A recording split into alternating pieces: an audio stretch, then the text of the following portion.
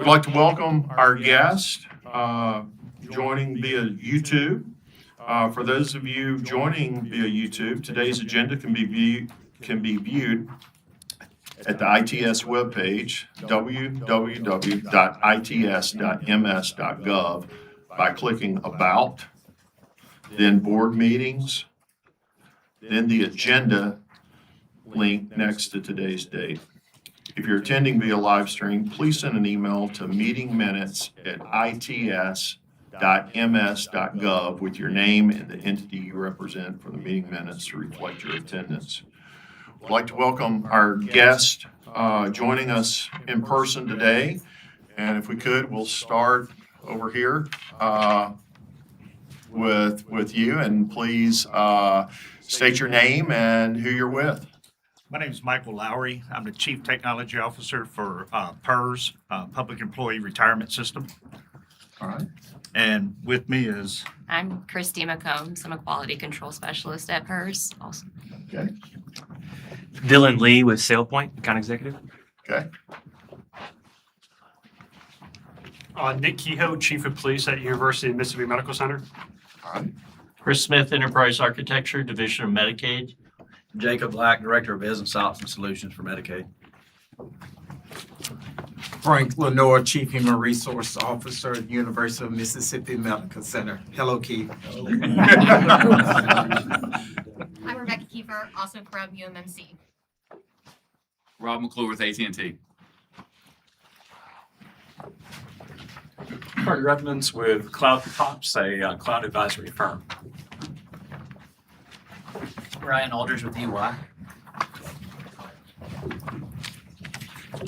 Jordan Norrell with Cisco. Kristen Hinton with Cisco. Bethany Stanfield Ricks, BSS Global. Mike DeHaan, Chief Technology Officer, Department of Revenue. Michael Gonzalez, Chief Information Officer, Department of Revenue. Natasha Myers, attorney for the Department of Revenue. Brendan Donjay, Tech Systems. Kevin Berry, Tech Systems. All right. Thank you, everyone, for being here. And with that, we will move to agenda item number 1, which is the approval of the June 18th, 2026 meeting minutes. Approval. I'll second to approve. Second. All those in favor, aye. Raise your hand. Aye. Unanimously approved. Okay, we'll move on to agenda item number 2. Matthew Livingston, Nicholas Kehoe will present on behalf of University of Mississippi Medical Center. Good morning. Again.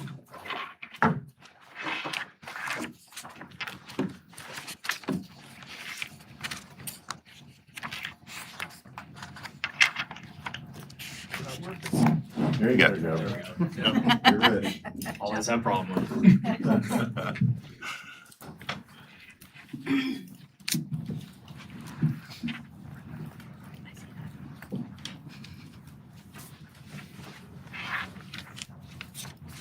Good morning. Agenda item number 2, project number 49662, requesting approval for an increase to initial exemption request for a closed circuit television, CCTV, and facility access control system for the University of Mississippi Medical Center, UMMC. The exemption procedure allows agencies and institutions to request exemption from ITS to handle specific information technology procurement projects that by law requires solicitation of bids or proposals without the involvement of ITS. The exemption procedure is designed for projects involving traditional information technology equipment, software, or services which the agency has the in-house resources and expertise to procure. For exempted acquisitions, the purchasing agency is responsible for making the purchase within the dollar amount authorized by ITS on the CP1 acquisition approval form and for following all applicable statutory requirements throughout the procurement process, including but not limited to those outlined in Title 25, Chapter 53 of Mississippi Code.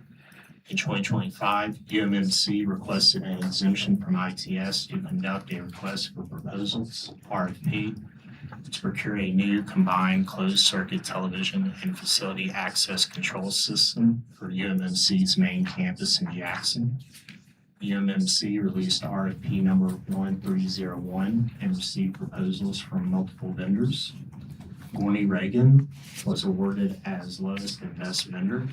UMMC would like to request an exemption increase of $1,024,362.01 to cover the remaining expenses for 18 ancillary locations, construction sites, and outlying clinics that are expected to be completed by June of 2027.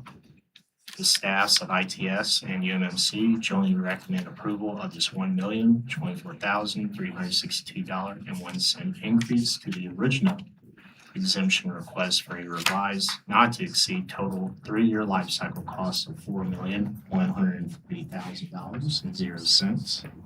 From UMMC to answer any questions regarding this project is Nicholas Cahill, Chief of Police. Thank you. Any comments or questions from the board? I just have one question. This covers all the rest of your buildings and facilities, or are there still others that will come later for additional requests for security cameras Yes, this will include all of our facilities statewide. statewide? Yes, sir. Okay, good. Other questions or comments? We have a motion. Motion approved. Motion by Keith. Second by Tom. All those in favor, aye. Raise your hand. Aye. Aye. Ayes have it. This request is approved. Thank you. Thank you. Okay, agenda item number 3. Janetta Durr and Chris Smith and Jacob Black presenting on behalf of Mississippi Division of Medicaid.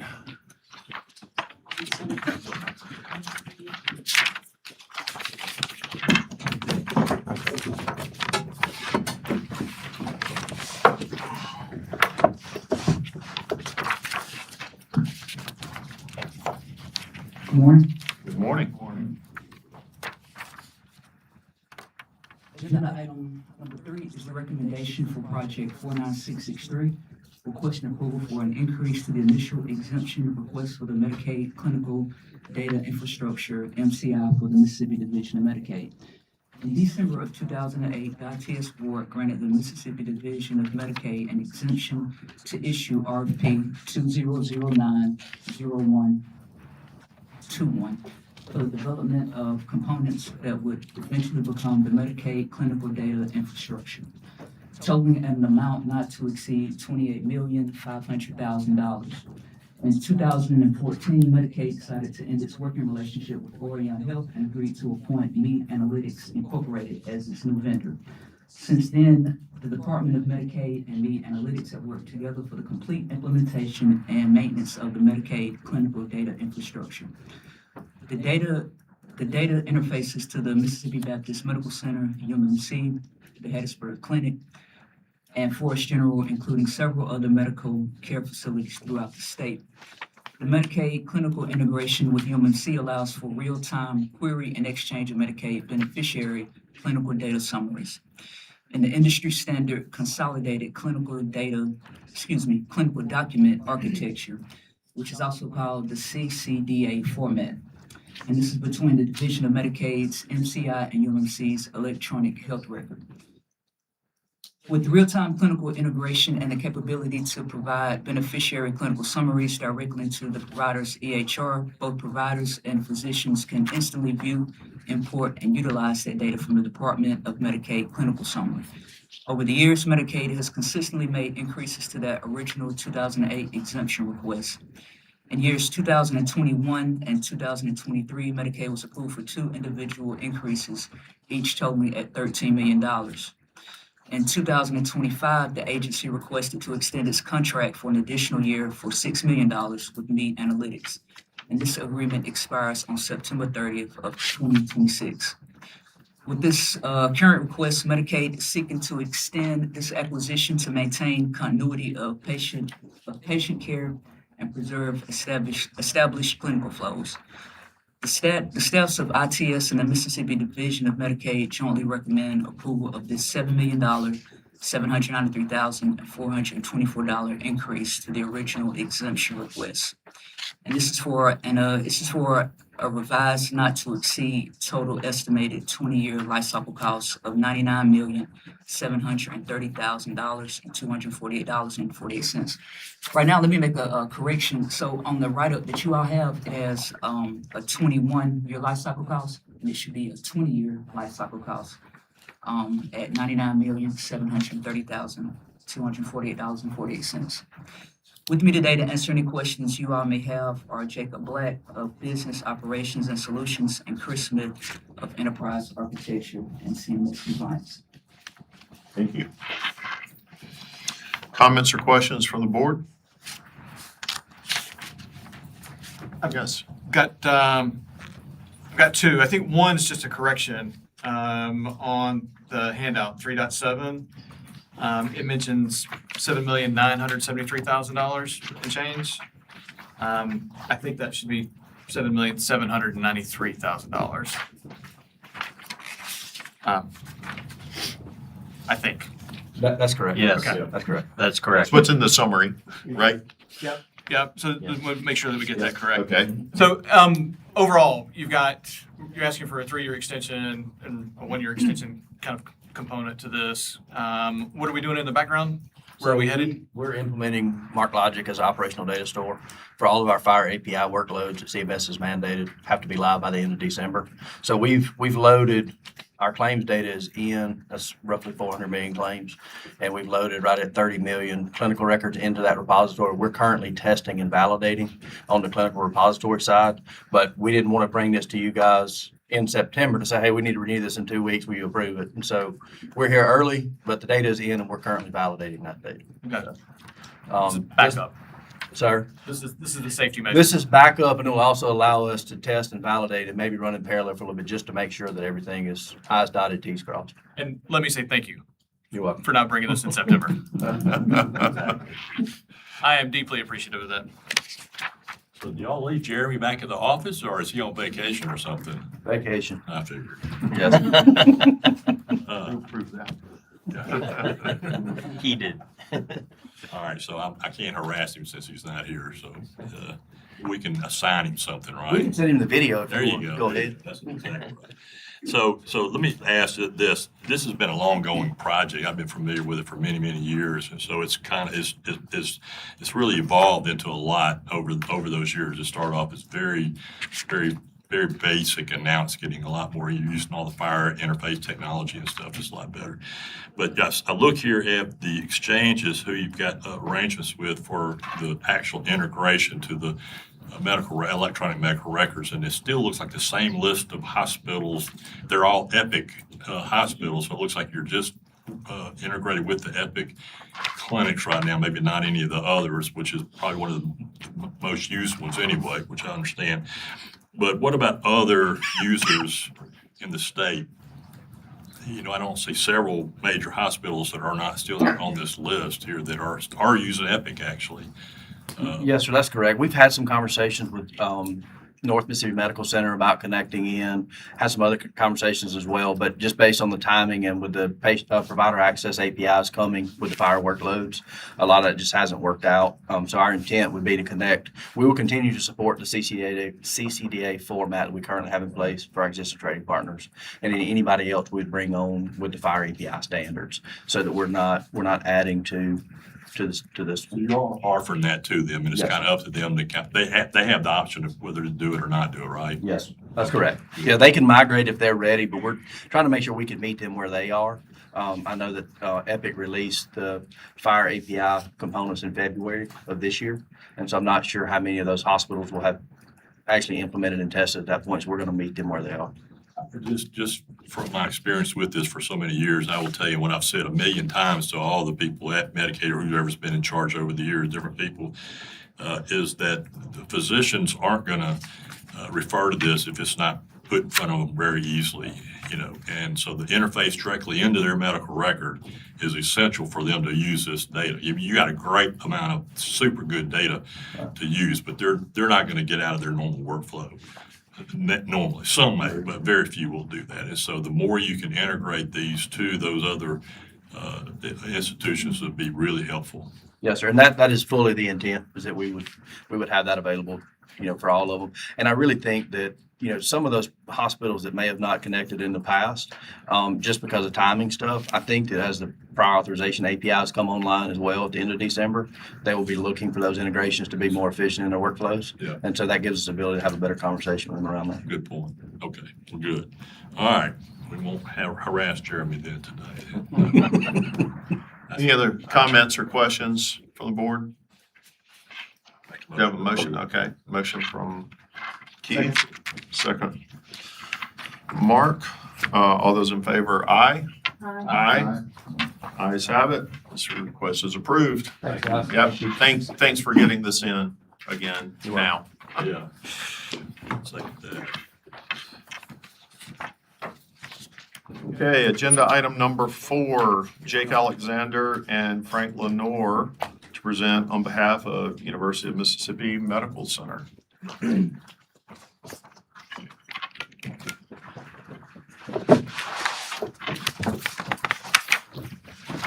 morning. Good morning. Today we'll be requesting approval for the continuation of and increase to the agreement with HealthStream Inc. for the HealthStream Learning Management System renewal for the University of Mississippi Medical Center, UMMC. ITS, on behalf of UMMC, issued request for proposal number 3789, requesting proposals for the service of a contractor to host and maintain an application service provider solution for a learning management system. In December 2015, ITS issued a notice of no award due to inconsistencies in the provision of healthcare content, which resulted in ITS, on behalf of UMMC, issuing RFP number 3862. In May 2016, the award was made to HealthStream Inc., and a master service agreement was executed in February 2017.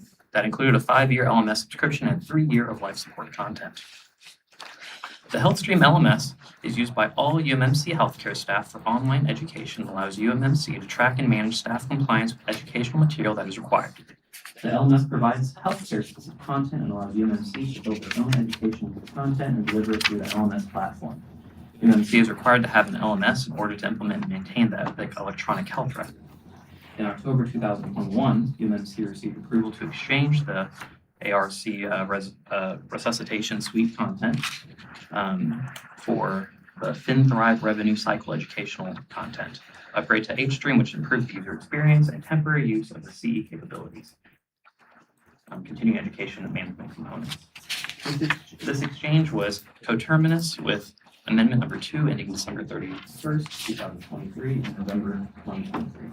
The ITS board approved a 2-year renewal ending December 31st, 2026. UMMC wishes to continue their use of the LMS and renew for an additional 3 years.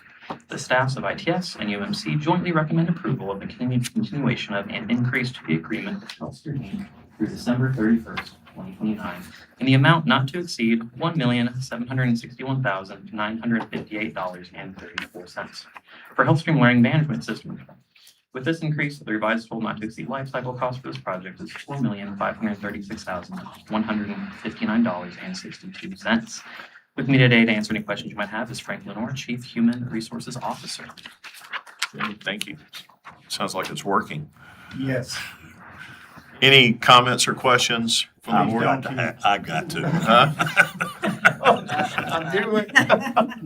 You know how much we just love HealthStream at the end of the year doing all of our education. I know. All those hours of online education that we have to do every year, right? That is correct. Do you really have to do this stuff? Actually, you do. I know you do. Just pulling your leg. I'd love to give Frank a hard time, but he's really such a nice guy. I won't give him a harass. I'll let Mark do that.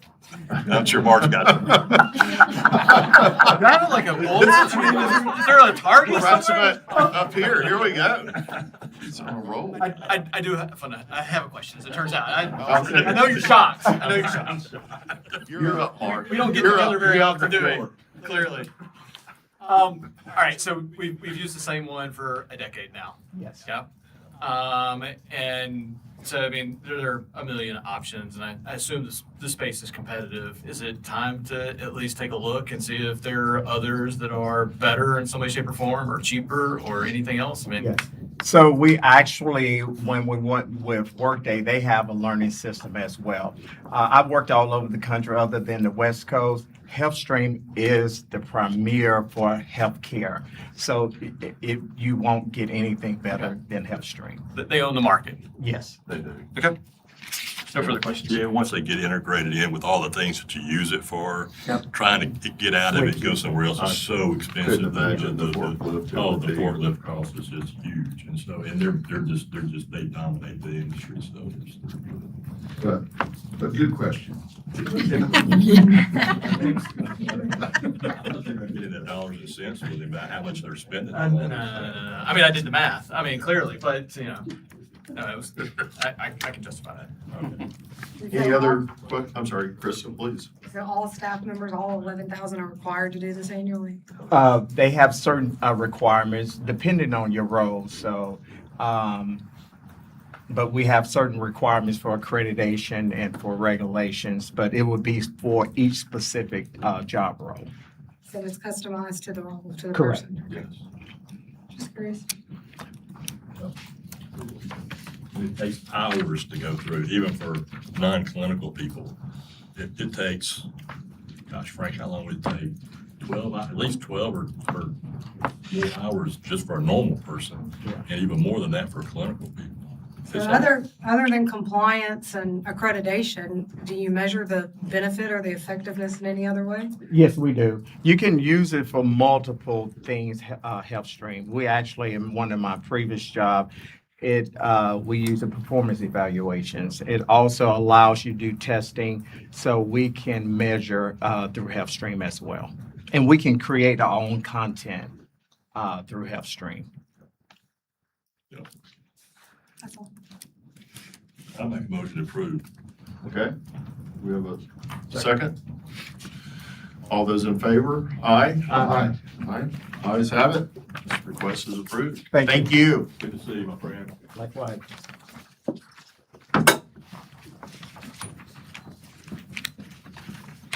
Okay, moving on to agenda item number 5.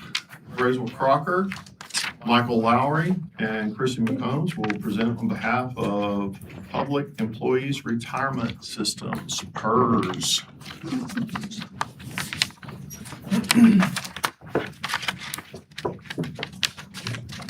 Good morning.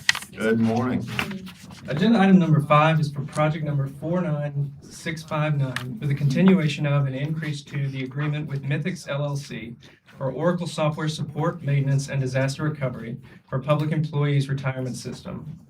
Oracle PeopleSoft serves as PERS core pension administration platform and is the foundation of the Mississippi Automated Retirement System, a highly customized implementation of Oracle's PeopleSoft Enterprise Pension Administration application designed to meet the specific needs of PERS.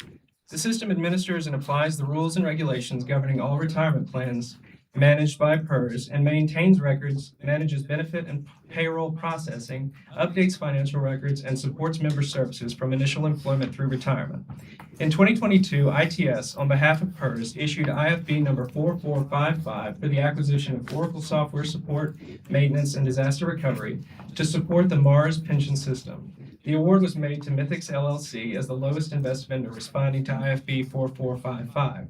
A purchase agreement was executed, and the current agreement is set to expire on August 29, 2026. PERS requests to continue with the agreement with Mythics LLC for 3 additional years.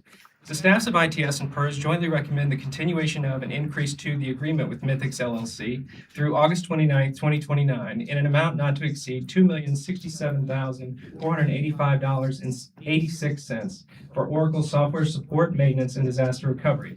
With this continuation, the revised total not to exceed lifecycle cost of this project is $4,622,823.36. With me to answer any questions you may have are Michael Lowry, Chief Technology Officer, and Christy McCombs, Quality Control Specialist. Thank you. Good morning again. Good morning. Comments or questions from the board? Is it a 3-year extension or a 1-year extension? Should be a 3-year extension. The proposed solution says an additional 1-year term. Is that just an It error? started as a 1 year and then we bumped it to a 3-year. Okay, so 3 years is the right It answer. is 3. Got it. And that's what's reflected in the math here. Yep. Yeah, this is the truth, yeah. And then, in terms of, this is a more general question, I guess. How often are we testing the system from a disaster recovery standpoint? Monthly. Okay. We test it regularly because we don't want anybody to miss a paycheck. Yeah, 20 people called me on this issue to go, make sure I don't miss that 13th check, right? Yeah, yes. Whatever you do, make sure that does not get screwed up. That was all family, by the way, so. We'll stay in the good graces at Thanksgiving, right? Thanks for coming early as well. Yeah. I would make a motion. Okay, motion. Any other questions or comments? Motion by Mark, second by Tom. Okay. All those in favor? Aye. Aye. Ayes have it. Request is approved. Thank you. Thank you. Thank you.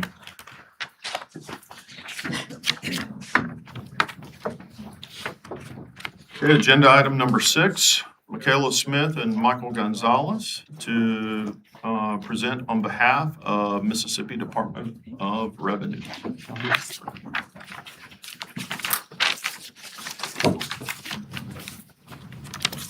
Good morning. Agenda item number 6 is the recommendation for project number 49638-3592/3830 for the continuation of an increase to the agreement with Fast Enterprises LLC for maintenance and support for the Mississippi Automated Revenue System, MARS, and Mississippi Automated Registration Vehicle Information Network, MARVIN, for the Mississippi Department of Revenue.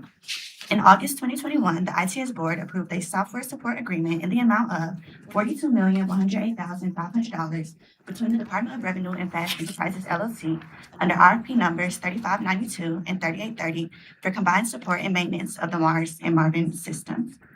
In October 2021, the software support agreement was executed for 1 year of support in the amount of $7,934,000. In August 2022, the ITS Board approved Amendment Number 1 in the amount of $34,174,500, extending support through September 30th, 2026. In November 2024, the ITS Executive Director approved Amendment Number 2 in an amount not to exceed $106,050 to add a new SMS multi-factor authentication service. In August 2025, the ITS Executive Director approved Amendment Number 3 in an amount not to exceed $636,800 for funding projects passed in the 2025 legislative session. The current total not to exceed lifecycle cost of the combined MARS and MARVIN project is $42,851,350. The Board wishes to extend the MARS and MARVIN agreement for 5 years of maintenance and support. The staffs of ITS and DOR jointly recommend approval of the continuation of an increase to the agreement with Fast Enterprises LLC through September 30th, 2031, in an amount not to exceed $47,497,884. With this continuation, the combined revised total not to exceed lifecycle cost of this project is $175,601,734. With me today to answer any questions you may have is Michael Gonzalez, Deputy Chief Information Officer. Thank you. Comments or questions from the board? Mark? I see the pen going, so. I was waiting for Mark to answer. We gotta, I need some help. Come on, Tom.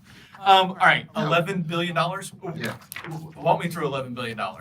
That's like 10% of the GDP of the state of Mississippi. Somebody over the full life cycle of our enterprise agreement. Well, no, I mean, it says 11, so it handles 11 billion in annual collections. So I'm trying to understand, that just seems large. Well, you're talking about 61 different tax types. It's for the whole state. I mean, so you have tax and titles, everything that's coming through there.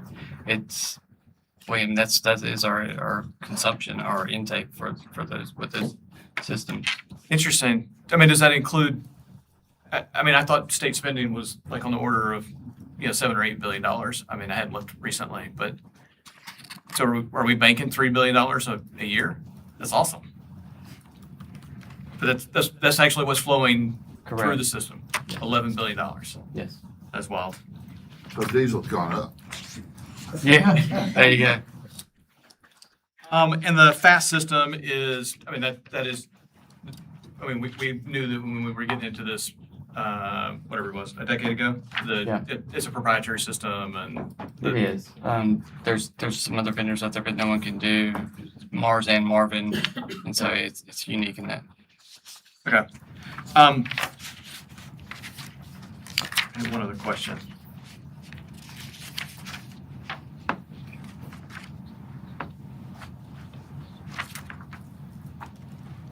Yeah, I'm good. Going once, twice.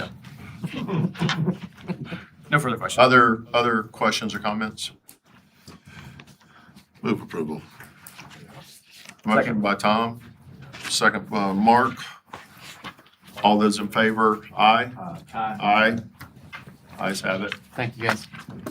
Request is approved. That is like real money. That is, yes.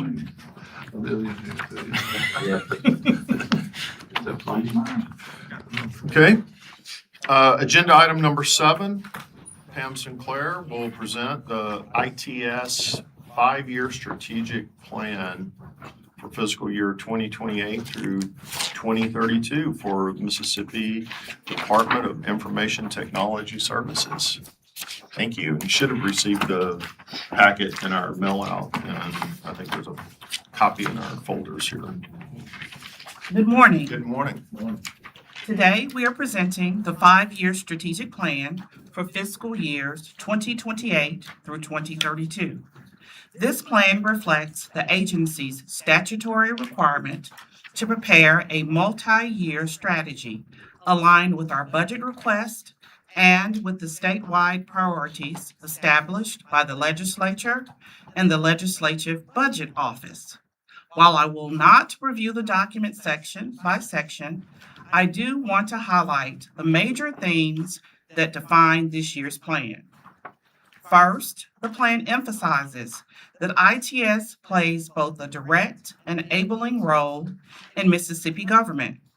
We operate and support the state's core technology infrastructure, cybersecurity, procurement processes, data centers, cloud environments, and digital services, while also enabling agencies to meet their missions through strong governance, planning, procurement support, and shared services.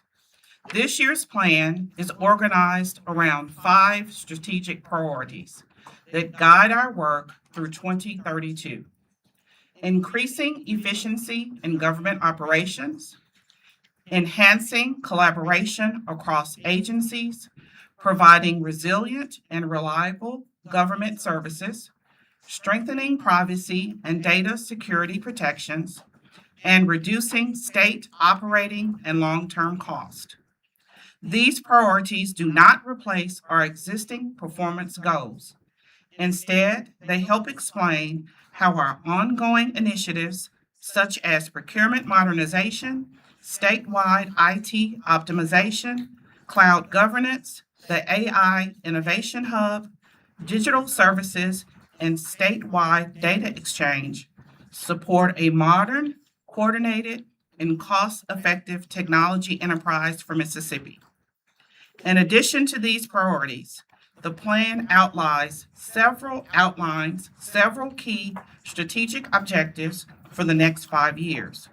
These include strengthening technology as an enterprise investment, modernizing the way Mississippi acquires and manages technology, improving statewide resilience and continuity of operations, supporting responsible innovation in areas like artificial intelligence and automation, and expanding secure, user-centered digital government services for citizens and businesses.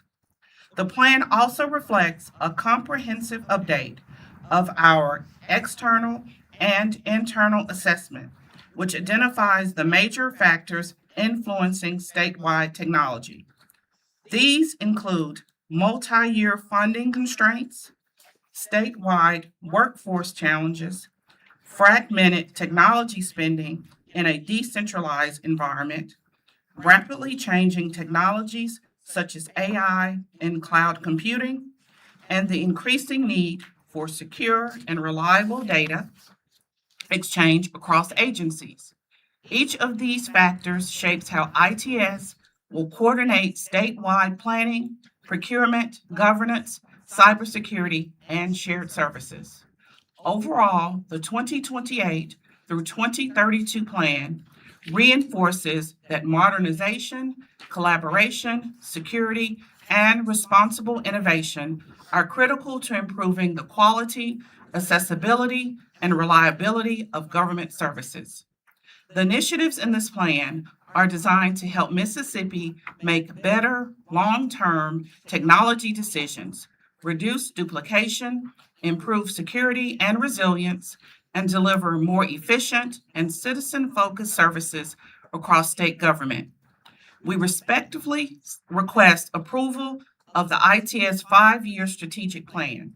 I will be happy to answer any questions. Thank you. I'll start by just saying, hey, hats off to ITS staff and everyone that put this together. I think it's a very straightforward, it's very common sense, it's very much needed. And I think that, I probably spent more time reviewing this document than I have any in years past. And again, congratulations to you guys. I think you nailed it here. And I think, measuring against these and giving us that feedback and stuff so that we can monitor and see how we achieve these over the next 5 years will be very telling about this document and where our state's headed. So thank you. Any other questions or comments? I did like to make, I was going to say similar, and I ditto what Bill just said.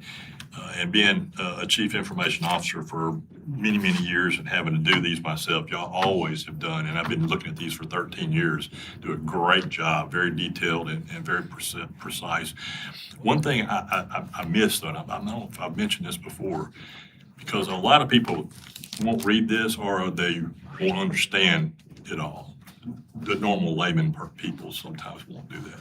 And it's not because they're not intelligent, it's just that this is a very complex set of stuff, right? You might want to consider at some point building an executive summary of this to put at the beginning of this, and really for the non-IT speaking people, if you will, that don't quite really understand, because they need to understand the importance of what you're doing. And I think if you built an executive summary like that they could understand and bite it off in little chunks that they can absorb. I think the visuals that they captured on these pages, I mean, it's, hey, if you want to do something along that line, frame these in the hallway or get these to the other agencies and stuff so that people do see it. It's visual, it's simple. You're not, bogged down in a lot of context and stuff. I thought it was very well presented. So again, hats IT off. people get accused of IT lingo or jargon all the time, using terms that normal non-IT people don't use. And so I've been accused of that many times all through my career. So I understand that. So just consider that at some point. Thank you. Yeah. I'd agree with what both of them said, and I'd also thank you for, it seems like you've really taken some of the feedback that the board has given, some of the recurring themes, and incorporated it into the plan this year. So I appreciate and recognize that. Good job, Attorney. Come on, Mark. Please. All good. Very, very common sense approach to this. So can we entertain a motion to approve the 5-year strategic plan? Yeah, motion approved. Okay. Second. All those in favor? Aye. Approved. Thank you.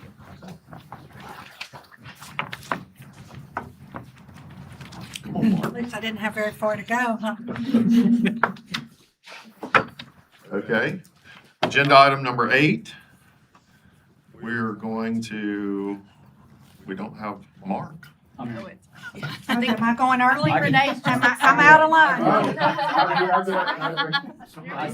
You're so excited. I could go either place. Okay.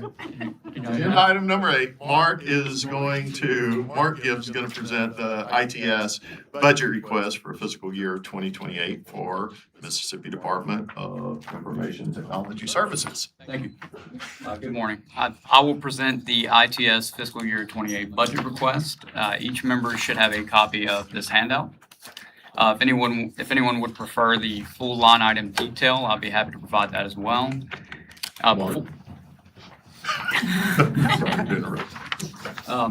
Before reviewing the numbers, I want to briefly touch on the hub and spoke funding model adopted in 2019. Under this hybrid structure, the ITS budget is organized into 3 programs: administration, technical operations, and managed services. The hub provides funding for administration and technical operations, which deliver our essential operational and enterprise service functions. The spoke provides spending authority for managed services such as voice, network, and cloud. Partner agencies use these enterprise-grade services based on their individual needs and pay only for what they consume, ensuring flexibility and cost efficiency. Now let's take a look at our budget request. If you'll look in the upper left corner of the handout, you'll see that our total fiscal year 28 request is $93.1 million, which is a 59% increase over the 27 appropriation of $58.5. The increase is driven primarily by contractual services and equipment required for strategic initiatives, expanded spoke authority, as we do expect our efforts, especially in the public cloud environment, to grow significantly, and that expanded authority will enable us to support that growth and develop new enterprise shared services, and then alignment of salaries under the State Personnel Board SEC Squared framework. While the salary and equipment categories show only modest growth, the majority of the requested increase, of course, resides in contractual services, which are essential to delivering the statewide initiatives outlined in this year's request. And I'm going to talk about a few of those now. So our budget request supports a coordinated set of initiatives from the last couple of sessions. Together, these interdependent efforts reduce fragmentation, modernize shared services, and improve statewide technology performance. The Cloud Center of Excellence Act sets statewide cloud standards for migration, security, monitoring, training, and phased adoption. Agencies need practical migration support, secure landing zones, and financial management tools. This request moves the CCOE from planning and governance into what we hope will be full statewide operational execution. House Bill 958 modernized Mississippi's IT procurement framework, and the PMAC has helped shape that effort by developing a community of practice and recommending operational improvements. The new framework calls for an integrated e-procurement system that manages the full life cycle from intake through performance tracking and reporting. Moving away from email and spreadsheet-based processes will shorten procurement cycles, reduce administrative burden, strengthen documentation, competition, and fiscal stewardship. Senate Bill 2654 establishes the State Security Operations Center as Mississippi's centralized cybersecurity arm, responsible for monitoring, threat intelligence, vulnerability management, incident response, and annual reporting. The SOC provides smaller agencies with enterprise-level capabilities they cannot alone sustain, improving visibility, speeding containment and recovery, and supporting secure cloud adoption. I'm getting there. I know this is long. The Statewide Security Data Exchange Act directs ITS to establish the CIO Council, complete feasibility work, and begin phased implementation of a secure, standardized data sharing platform. Our request funds the key components needed to implement a multi-year strategic approach to establishing such an exchange. The Statewide Optimization Act establishes a unified enterprise-wide framework for planning, developing, and governing IT across all agencies, helping reduce unnecessary duplication and improve coordination.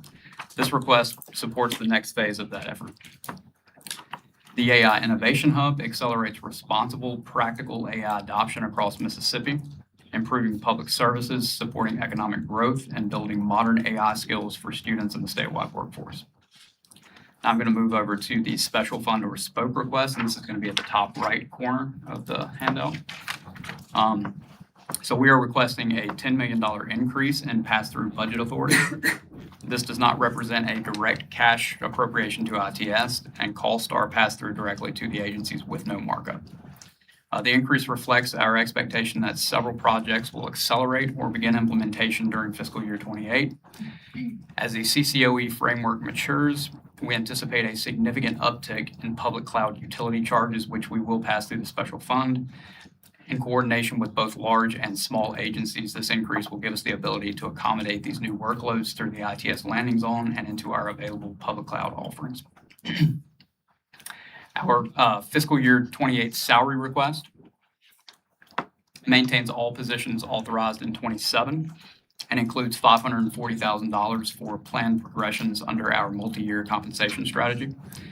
We are working diligently to align our salaries and appropriately compensate our staff in accordance with the State Personnel Board's SEC squared variable compensation plan and pay zone criteria. Analysis shows that much of our workforce remain below the SEC squared thresholds. This request will begin to address the misalignment while maintaining a multi-year strategy to close the gap responsibly and sustainably. And at this point, we would like to thank the board and our legislative advisors for your continued support.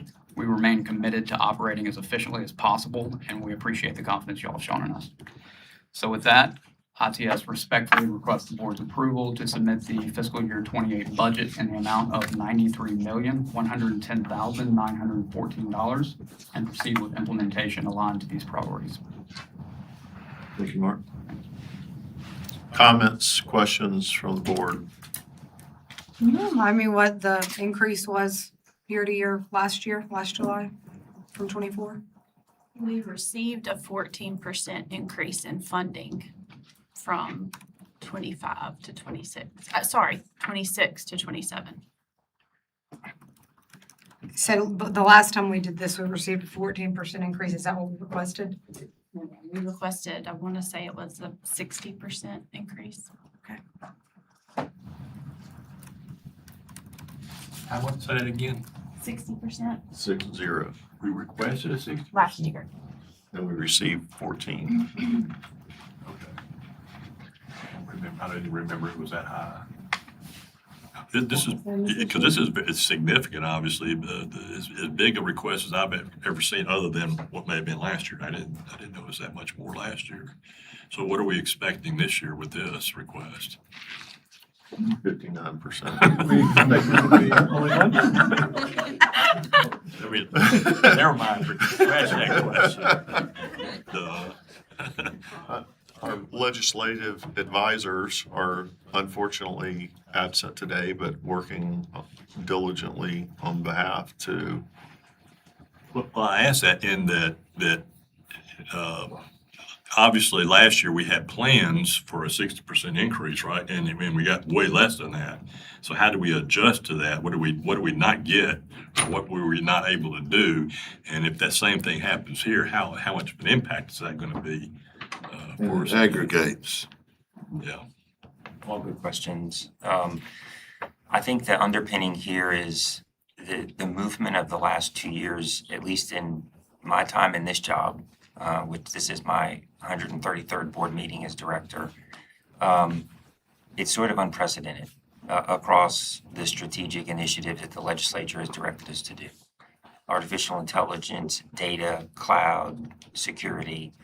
I think that those are the exact right things, key for us to be doing. And I think the two have to go hand in hand. What the legislature tells us to do, I think we have to do due diligence in honestly sitting in front of them as public servants and saying this is what is required. I should say, and this was a thought I had a few minutes back, the alignment is about as good as I've ever seen, with all deference and respect to Senator Williams and Representative Ford. So our tech chairs on each side, which have connections to the appropriation chairs on each side, are the advisors to the board. That's really never been the case over many years. So we've been at the Capitol the previous 3 days of this work week, talking about artificial intelligence, and yesterday talking about the data exchange. So our advisors are very deep into these conversations. So they're very deep into what we were appropriated on cloud last year, meetings with the Legislative Budget Office and others. And we had a working session here and did a deep dive into the Security Operations Center and the needs, and I'll have a brief update on that. So the needs are real. I think several things are happening simultaneously. One, these seismic shifts come across careers that we've had, and this is certainly one.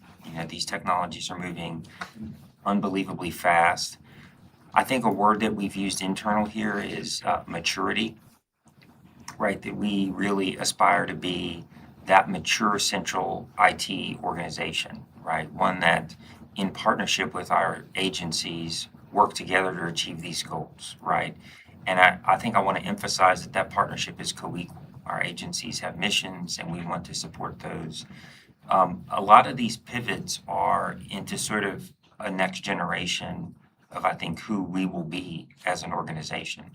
I think the other big pivot, so when I set up the Procurement Modernization Advisory Council and kicked it off in December of 2024, one of the initial talking points was, in general, the state is asking for and spending more on technology year over year, right? And as tech professionals, that should not come as a surprise for us, right? As tech is imbued in all kinds of solutions. I think the goal, and in the Senate bill that passed last year, the optimization bill, I think that goal really for the first time in statute, right, that is 16 days old today, directs the state much more clearly from a business and technical architecture to make these investments in the smartest way possible. And so we certainly look forward to that. So, Keith, in a very real way, I had versions of very similar reactions as we've been doubling down, over the last several weeks and to put this together for you. And, lots of hours, lots of back and forths, but we believe it's the right thing to do in doing that due diligence. And I support that. I understand this all too well. What I would, and you may be doing this in your discussions with those legislatures and stuff, having it broken down into, they look at this and this is such at a high level that they're not going to understand a 60% increase, right? That just seems incredible. You got to break that down into what does that mean for them? What does it mean for the state and the people of the state of Mississippi? Down to the basic levels of that. And I think you need to have that kind of a non-techie conversation with those people to have them understand exactly what this really means to them. So otherwise, I don't know that they might do the same thing again this year they did last year, and that would not be good. I mean, because I think going forward, you're right. There's got to be an increase somewhere in this. I think one thing that I'll thoughtfully double click on is, we're federated, right? We don't have an omnibus technology budget. Right. That federation requires harmonization, right, of what this looks like. And we are beginning to see, and I want to say this the exact right way, questions regarding bigger picture investment. Yeah. And that has been a rarity, at least over my time. It's been a bit of a rarity. ITS does things and put services out there, and those services get consumed. But it's been somewhat rare to be called to the Capitol and ask about these investments. I think that's going to continue. Good. So over the last 2 years, whether it's been cloud or AI, or the creation of an innovation fund, which the legislature put in place last year, a data exchange, you can sort of see where these things are going. I think there is a steeper expectation that these things will be done in a coordinated way, and questions that will be challenging in a good way for all of us to answer about where those dollars are going and how the state can move forward in the best way. Yeah.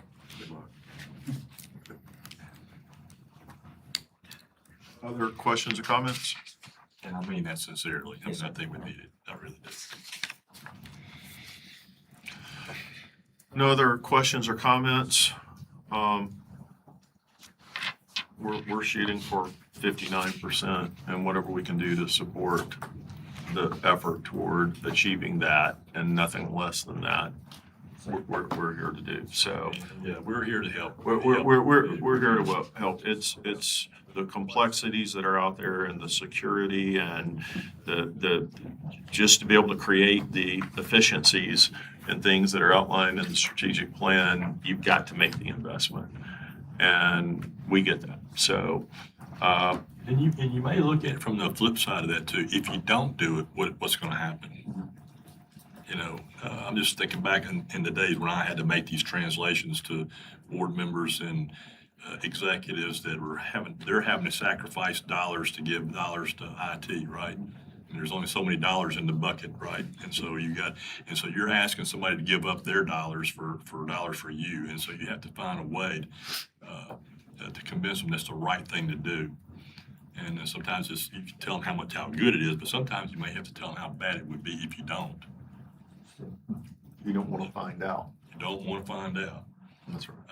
And that's been effective for me in the past. I got so. Okay. I'll make a motion to approve. Okay. Motion to approve. We have a second. Second, Krista. All those in favor, aye? Aye. Approved. Good luck. Godspeed.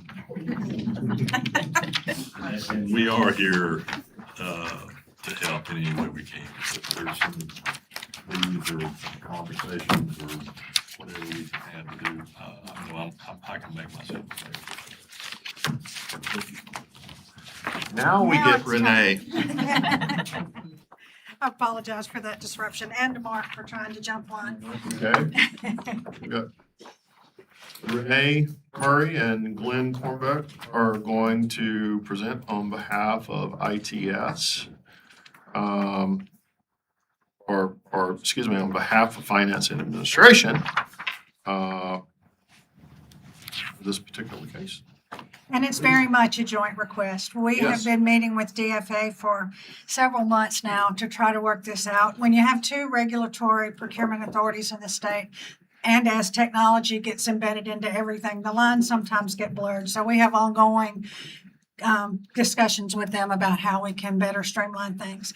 So in the case of Bureau of Building Projects, without ITS on the ground day-to-day involved in the projects as they progress and in the planning for those projects, it's often hard for us to know when we need to get ready to do a technology procurement.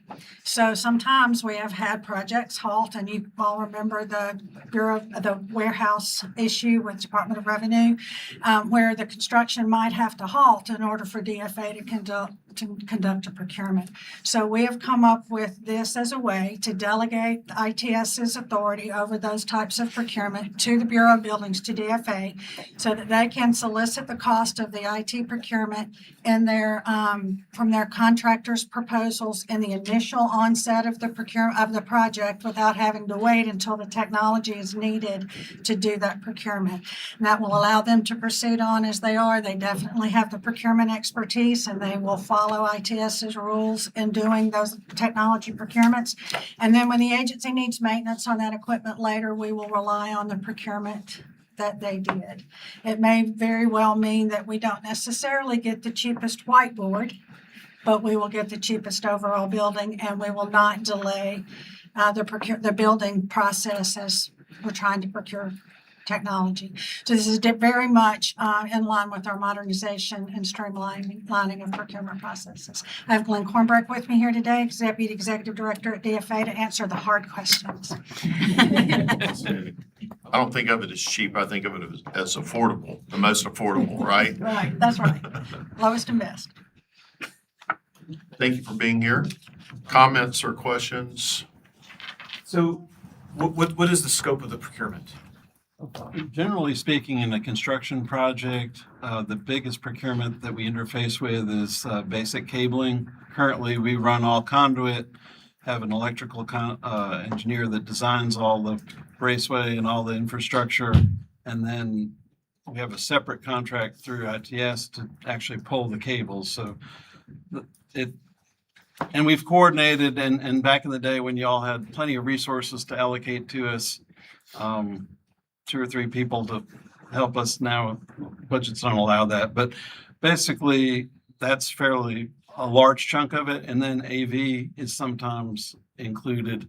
And I'm an architect. I'll have to diss on architects a little bit. I'm sure I won't get any complaints in this audience, but architects make AV complicated when they do museum projects and fancy boardrooms, that the screen has to be there to build the casework. And we had a recent foray where we got done with the building and we had IT people in later hacking holes in the millwork to get the IT in, and then so it ended up being the IT vendor did come through and they stood behind the fact that they caused the damage, but it caused some delays and some headaches that I think it would be more seamless to allow those kind of things. We're not going out and buying enterprise software systems through our construction project. No intent to do that. But those things that are, again, technology is becoming more integrated. We have to have the IT backbone to run the mechanical systems before we can turn over the building. And sometimes a general contractor might be waiting on a sub to a sub or a separate vendor to come in. So those are the chief advantages we see. Yeah. So this is a coordination of construction and IT running the design, or, so you're not doing that today? We have to sort of liaise with ITS to do the IT component and bring those subs in under a separate contract structure. So it's not the general contractor's responsibility, and that can get problematic because whose hole is it? You got finished with the drywall. I need a hole there. And I know all too well about that. I had both construction and IT at a large facility, so I'm very familiar with that. And so you have to have that coordination, or you're going to end up with what you got.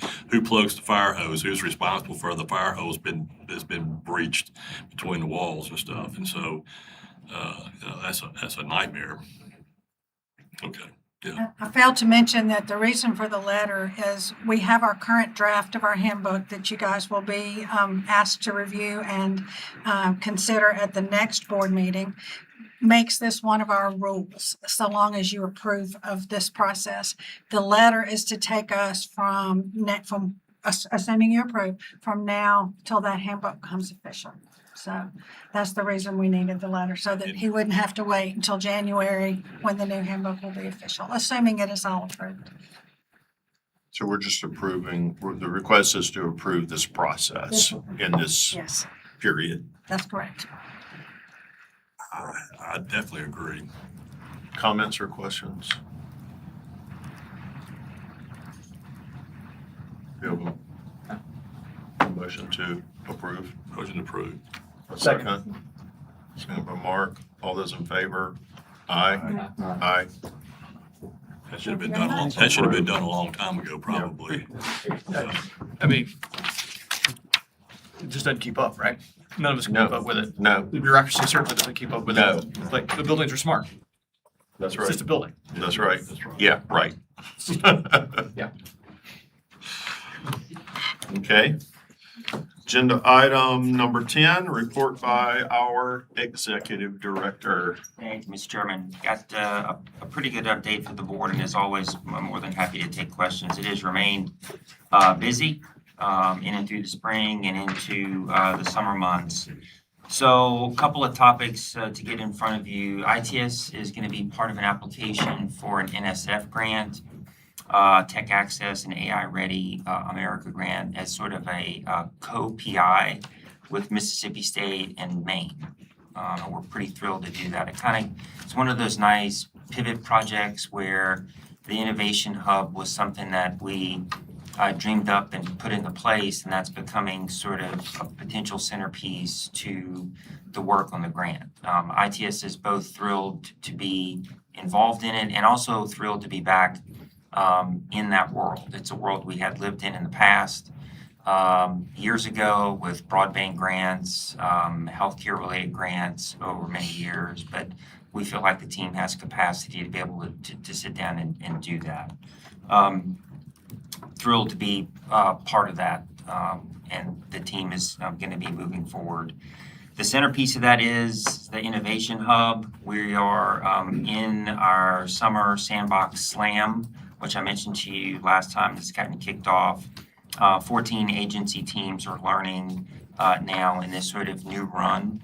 It actually got talked about Monday and Tuesday at the Capitol. The AI task force was meeting, and this was one of the items mentioned as an aside in terms of workforce development, right? So this is not just ITS and Maine partnering, with Maine's initial thrust really being workforce. We're involving universities and sort of being probably a very small part, but a part of developing workforce and skills for the future, and hopefully that those folks have and use those skills in the great state of Mississippi moving forward.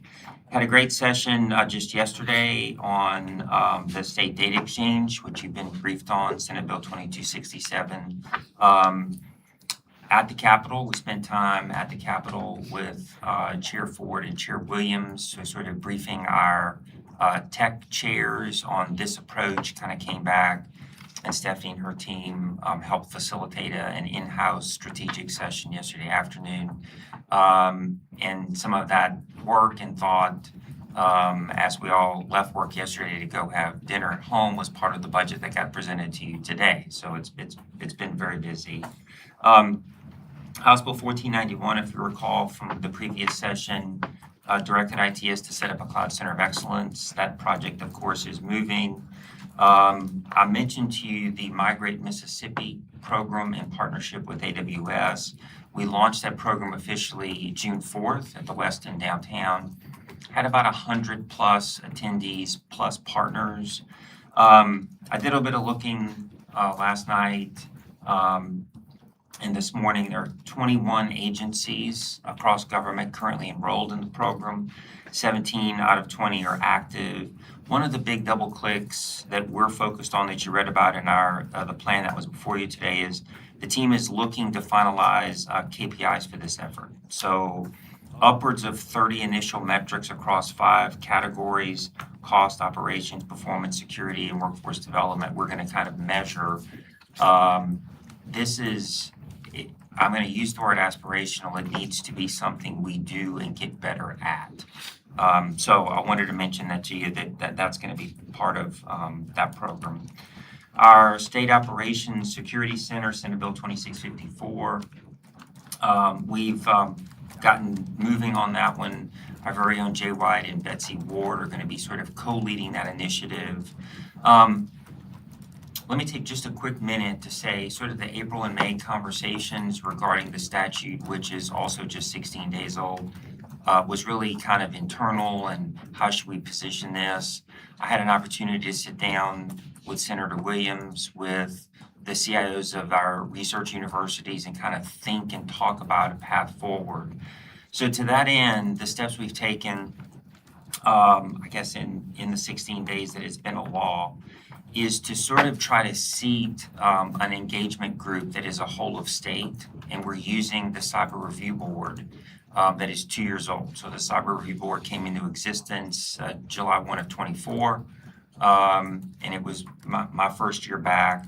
And we decided to sort of try to pivot using that board to seed this stakeholder group to really try to have a very strategic approach to thinking about this SOC for the state. This world is, if of any of these things we're involved in, it is just moving at leaps and bounds. So we're lucky to have friends in Texas, in Louisiana, in Arizona, and other places across the country that have been doing that. The legislation that the team crafted last fall to put in front of the legislature was an amalgam of some of those efforts in other states. So that effort is moving forward. We'll keep you very much detailed on where it is, what that strategic roadmap is looking like. A couple of key points there on a couple of fronts. All of these things that we are doing, from procurement modernization to a data exchange to a cloud center of excellence, we're doing in conjunction with agencies. We're sitting across the table from these folks and having conversations. We're going to do the same on the Cyber Operations Center. All of those calories that get burned doing that work is good, to sit down across the table from folks and do that. And we are going to continue to do that across these strategic initiatives. What we think is that through the optimization legislation and the more formal and rigorous framework that is set up to do a business and technical architecture for the state that helps guide our value investments, these things we sort of see they're going to be part of that, right? That we would be sitting down proactively. So we're clearly doing kind of several things at once. We're both going to be building that optimization framework, but then sort of not really taking our foot off the gas on these other initiatives, right? That we're going to try to move forward and sort of bake into them, these things that we want to do more consistently. I mentioned to you last time, the Mississippi House has a select committee on government efficiency, which met on June 3rd. Stephanie led the ITS presentation and did fabulously well. Human Services, Health, Child Protection Services, Transportation, and the Office of the State Auditor were there. ITS has submitted a formal written response to the committee. We were asked to do that. The team put that together and submitted it. I wanted to share with you, because I mentioned this last time, but I wanted to share that 3 real big topics were talked about: budget, personnel, and procurement. And hands down, across those strategic agencies, including ITS, the double down was on workforce, right? And Mark, I know you talk about this a lot. So large agencies like Transportation, Human Services, basically said to the legislature, and I'm going to be more direct than usual, we need to pay people more in state government, period. So one of the things that I think Mark did a fabulous job at his presentation, we are asking for those what's called progression dollars just to get the team here to that mid-range, okay? Last year across the board, no state agencies got those dollars. And I think we are committed, and I think these large agencies in front of this select committee are committed to sort of saying great government is about great organizations, and great organizations are built on one thing only: fabulous people. So we're going to kind of continue to do that. I sort of did that extra double click because in the letter back to the committee, which will sort of be part of where they go next in the fall and into the session, we sort of really went there. We sort of laid that out, we put ideas out there, and just wanted to say that to the board. ITS is also developing a new internship and fellowship program that's sort of going to extend the reach of the Innovation Hub. This is something we've aspired to do a really long time. In fact, I'll be meeting with two of our interns on Monday and kind of chatting with them. And lastly, I'd be happy to take questions. We're on the move. The NASCIO Leadership Summit is coming up in Cincinnati, which we'll be attending next week, and the NASTD annual conference is in Denver, Colorado, and the team of ITS, including our very own Steve Patterson, who is Southern Region President for NASTD, will be in attendance. So we see a ton of value, in visiting with the other 49 states, the things you can learn and sort of sitting down with them. So, Mr. Chairman, lots going on. That's an update, and I'd be happy to take any questions or direction from the board. Thank you. Thank you. Comments or questions? Keep it up. Great work. Okay, we've reached the final item, agenda item number 11, and today's on today's board agenda. At this time, I will entertain a motion to recess the regular board meeting. Following the recess, the board will reconvene in room 106 here at ITS for a planning session. The planning session will not be live streamed. No official board action is expected during this section. I'd make that motion. Motion, second. Those in favor? Aye. Aye. Okay, we're in recess. Board will now come to order. That part. The ayes have it, and the motion carries. The The board is ayes adjourned. have it, and the board, excuse me. The ayes have it, the motion carries. The board is now in recess. We'll reconvene in room 106 for the planning session.